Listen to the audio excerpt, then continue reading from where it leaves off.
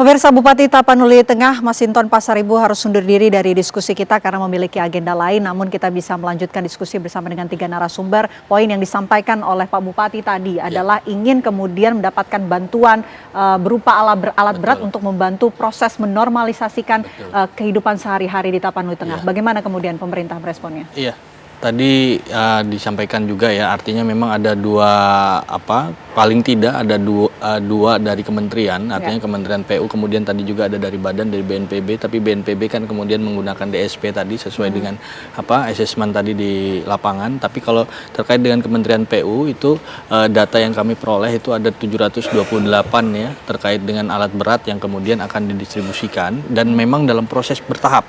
Ini sudah ada yang sudah didistribusikan, kemudian ada yang kemudian siap dikirim lagi. Nah, ini kan membutuhkan pertama jalur laut ya, itu menggunakan KRI dan ADRI, dan itu ada kerjasama juga dengan pasukan Jenny untuk kemudian pendistribusian itu. Dan yang kedua tadi lewat jalur darat, bagaimana tadi itu juga jembatan-jembatan nasional memang ini harus dimatangkan, disiapkan fungsionalnya. Makanya kemudian prioritas pertama adalah bagaimana jembatan-jembatan nasional, bagaimana jalan-jalan nasional kemudian bisa masuk ke tempat-tempat yang terlokalisir tadi itu. Nah, ini yang kemudian dilakukan. Nah, dari Kementerian PU, kemudian dari BNPB dan juga dari Danantara. Artinya memang ada BUMN, ada BUMN peduli. Nah, ini juga mendorong adanya alat-alat berat juga. Nah, ini kolaborasi yang memang saya kira ini menjadi kolaborasi yang efektif ya antara pemerintah pusat, kemudian dan pemerintah kabupaten kota dan pemerintah provinsi.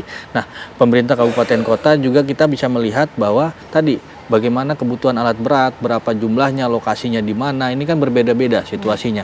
Nah, kemudian belum lagi untuk pemotongan kayu ya, itu kan perlu juga. Artinya bukan cuma alat berat dalam arti eskavator, tapi juga ada chainsaw dan lain sebagainya. Ini memang semuanya pendistribusian ini dalam proses terus-menerus dilakukan. Artinya ini proses percepatan terus dilakukan. Nah, itu adalah perintah dari Pak Presiden bagaimana kita mempercepat pemulihan ini, rehabilitasi ini dan rekonstruksi ini juga. Tapi walaupun dalam posisi transisi, saya kira ini beyond daripada aturan, artinya memang kemanusiaan itu didahulukan. Gitu.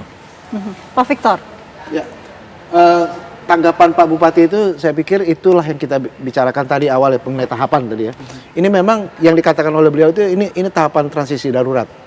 Dan tahapan transisi darurat kalau kita bicara tentang pembiayaan, regulasi mengatakan, kebijakan mengatakan bahwa itu bisa menggunakan dana yang namanya mekanisme dana siap pakai. Dana siap pakai itu artinya berdasarkan permintaan kebutuhan.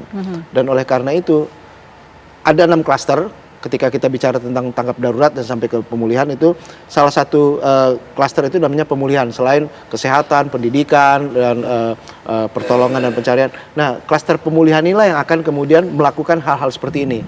Dan sudah tentu ketika kita lihat itu pembiayaan, kalaupun PU yang punya alatnya, kalaupun BUMN karya yang punya alatnya, kalaupun Zeni yang punya alatnya, tetap pembiayaannya bisa memakai DSP. Jadi seperti itu, artinya tetap kita bicara bisnis walaupun ini not business as usual, tapi tetap bukan berarti nanti ketika bencana kita tidak membayar. Itu sangat tidak pas, betul, tidak proper. Tapi semuanya kita lakukan. Bahkan kalau lembaga-lembaga usaha lain, private sector yang punya misalnya berbagai macam yellow steel namanya, perusahaan baja kuning, artinya alat-alat berat itu kita akan bayar. Karena kalau memang kebutuhannya misalnya terlalu mahal didatangkan, karena sekarang Zeni yang kebanyakan bekerja dari Jawa Timur, ya yang ditarik aja misalnya yang dari provinsi lain, misalnya Jambi, Riau yang mempunyai, karena itu bisa dan tetap dibayar. Artinya kita melakukan mekanisme ini sudah ditentukan dalam kebijakan, yaitu dana siap pakai. Jadi yang dikatakan oleh Pak Bupati itu juga berlaku di semua daerah yang terdampak bencana. Selama ini kita lakukan seperti itu. Itu seperti blueprintnya, Mbak. Oke, itu blueprintnya. Pak Diki, kalau menurut Anda dengan durasi yang sudah 1 bulan nih pasca bencana, apakah ini juga ada kekhawatiran ini memungkinkan memunculkan krisis lanjutan seperti kesehatan, kemudian psikologis, sampai dengan ekonomi warga? Dari perspektif Anda seperti apa? Sudah pasti, ya. Jadi kalau kita bicara tanggap darurat, bagaimana kita bisa cepat, ya, kecepatan untuk kita bisa segera masuk ke transisi darurat itu akan mempengaruhi bagaimana nanti pemulihan akan berjalan. Saya coba garis bawahi apa yang tadi disampaikan oleh Pak Bupati bahwa ketika kemudian kebutuhan alat berat itu bukan semata-mata bicara untuk membuka akses, tetapi kemudian kita tahu ternyata ada yang kita sebut sebagai secondary hazard, ya, bahaya sekunder, dan ternyata masih ada resiko karena kemudian kita bicara tentang cuaca, ya, masih musim penghujan, ya, dan bahkan kan kita seringkali mendapat informasi masih ada bibit-bibit siklon, gitu ya. Nah, jadi apa yang kita lakukan hari ini saat ini itu kita harus pahami sebagai persiapan menuju ya pemulihan, normalisasi.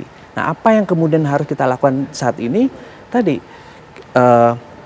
yang juga penting, meskipun itu nanti kita bicara lokasi per lokasi ya gitu ya, tapi penting tadi menganalisis, mereview ada atau tidaknya secondary hazard karena resiko itu masih ada gitu.